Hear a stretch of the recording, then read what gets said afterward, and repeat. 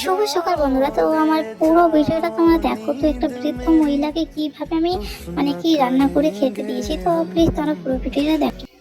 আমি এখানে খিচুড়ি চাপিয়েছি, তো খিচুড়ি রান্না হচ্ছে। রান্না হয়ে আমি একটা বৃদ্ধ মহিলার জন্য বেড়ে দিয়েছি। সে কিছু খেতে পায় না, তার জন্য আমি খিচুড়ি স্যালাড সব কিছু বেড়ে দিয়েছি। তারপরে তাকে খেতে দিয়েছি। তাকে জিজ্ঞেস করছি যে আর কিছু লাগবে, সে বললো আর কিছু লাগবে না। তাকে একটা বিস্কুটের প্যাকেট কিনে দিয়েছি, সে বিস্কুটটা খাওয়া দাওয়া করার পর খাবে।